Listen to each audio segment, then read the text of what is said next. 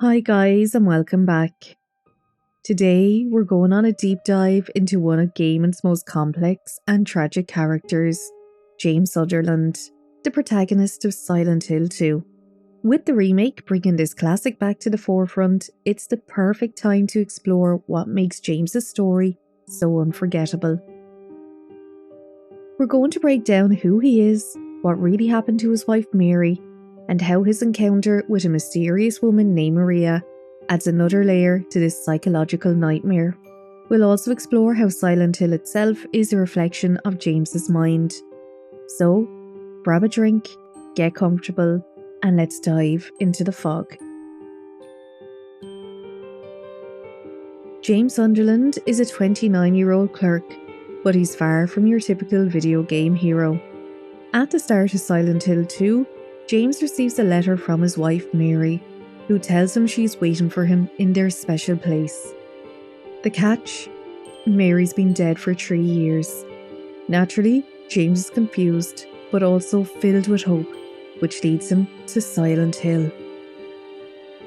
This small, eerie town is where he and Mary once vacationed, and is supposed to be a place filled with happy memories.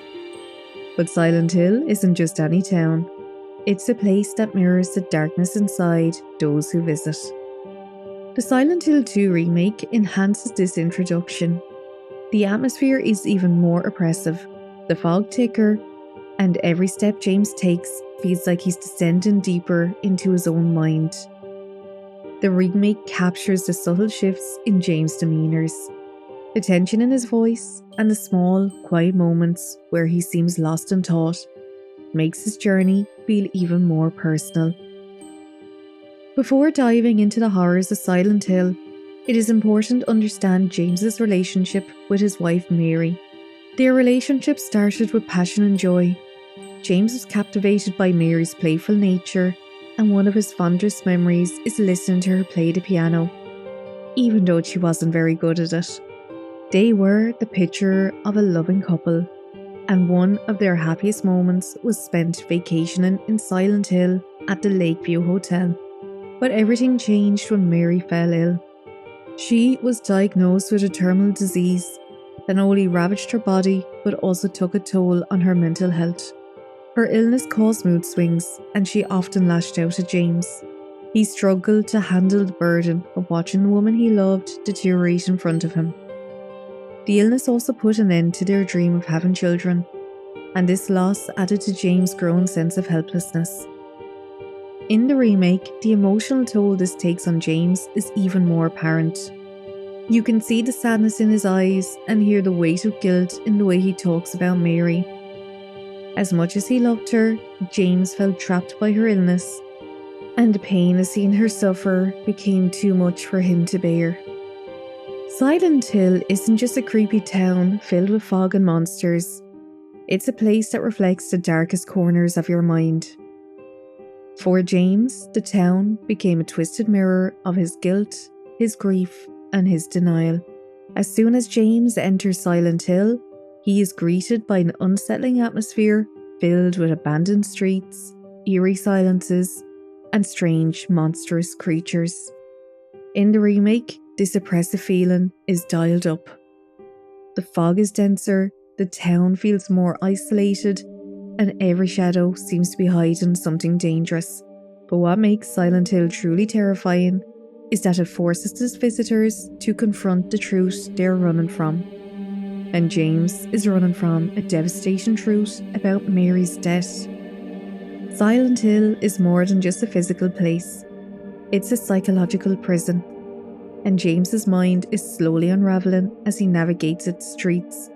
He encounters twisted creatures that reflect his inner turmoil, and as we soon see, he meets someone who seems all too familiar. As James ventures deeper into Silent Hill, he comes across a woman who looks strikingly like Mary. Her name is Maria, but she's different. Where Mary was gentle and sickly, Maria is bold, flirty, and full of life. But there's something unsettling about her resemblance to Mary. She dresses provocatively, Her personality is more sensual, and she is constantly hinting at a deeper connection to James. Maria's introduction is one of the most fascinating parts of the game, especially in the remake. Her movements, her expressions, they're all designed to be familiar, yet wrong. It is as if Maria is a projection of James's desires and guilt, a twisted reflection of Mary. Maria often behaves like she needs protection, drawing James into a caretaker role similar to the one that he had with Mary, but with a darker, more seductive twist. So, who is Maria? Is she real, or is she something conjured by Silent Hill to force James to confront his feelings about Mary?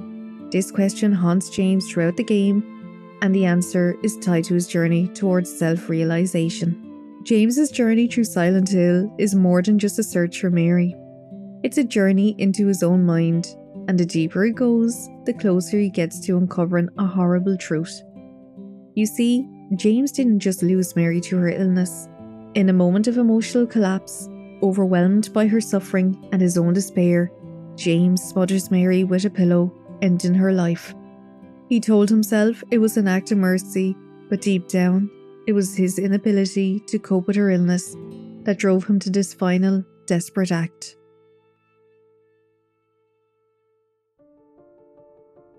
In the remake, this revelation hits even harder. The cinematics show every flicker of emotion on James's face, the hesitation, the pain, and ultimately, the crushing guilt. It's a powerful moment where the player finally understands that James isn't just a man mourning his wife, he's a man haunted by the fact that he killed her. Silent Hill becomes a place where James is forced to relieve this guilt over and over again, through the monsters that chase him and the twisted version of Mary that is Maria. The town is punishing him, but it's also giving him a chance to face the truth. Maria's role in James' story is more than just a distraction or a lookalike for Mary. She represents the complexities of James's emotions, his guilt, his shame, and also his repressed desires. Where Mary had become a source of pain and responsibility, Maria is vibrant and carefree, embodying everything James might have wanted Mary to be. But as the game progresses, Maria's true purpose becomes clear. She dies multiple times throughout the game, each death echoing Mary's passing. It's as if Silent Hill is forcing James to relive Mary's death over and over again, reminding him that he can't escape from what he did. Maria becomes a symbol of James's punishments. No matter how hard he tries to protect her, she always ends up dead. In the remake, the dynamic between James and Maria is even more unsettling. The way she manipulates him, plays with his emotions, and mirrors Mary's behaviour all make her feel like a haunting echo of the woman he killed. It's through Maria that James is finally forced to confront the guilt head on. Silent Hill isn't just populated by random monsters. Every creature James encounters is a reflection of his inner demons. One of the most iconic of these creatures is the Pyramid Head, a figure who stalks James throughout the game. Pyramid Head is more than just a terrifying enemy. He represents James's desire for punishment. He's a living executioner, constantly reminding James that he deserves to suffer for what he did to Mary. In the remake, Pyramid Head feels even more imposing. His presence is suffocating, his movements are slow and deliberate, and every encounter with him feels like a nightmare come to life. But Pyramid Head isn't just a random threat. He is a manifestation of James's guilt, a reminder that James can't run from the past. Other monsters, like the lion figure, represent Mary's illness and the pain she experienced. These twisted, deformed creatures seem to be in constant agony, reflecting the suffering that Mary endured in her final days.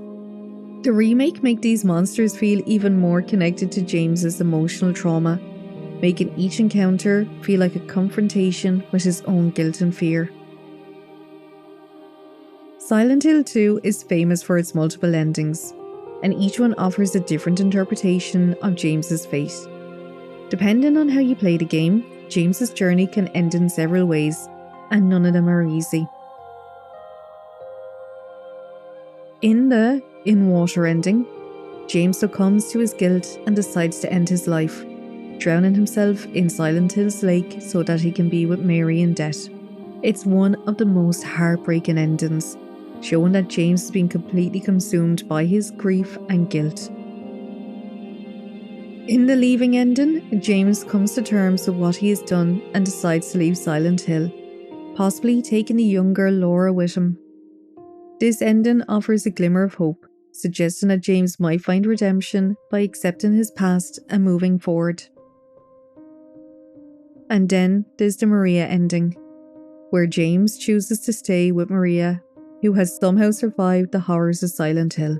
But this ending is deeply unsettling, as Maria begins to show signs of the same illness that took Mary, implying that James is doomed to repeat his tragic cycle all over again. The Silent Hill 2 remake enhances these endings, making each one feel like a culmination of James's emotional journey. Whether James finds peace, redemption, or further suffering is up to the player, but each ending offers a haunting reflection of the choices James made. James Sunderland's journey through Silent Hill 2 is one of the most complex and emotional stories in gaming. His struggles with guilt, grief, and denial is something that resonates deeply with players, and the remake has only deepened our connection to his character. Whether James finds redemption, chooses to stay in his cycle of guilt, or succumbs to his demons, his story remains a haunting reminder of the consequences of our actions and the inescapability of our past. Thanks for watching, and if you enjoyed this deep dive into James Sunderland's story, don't forget to like, subscribe, and hit that bell.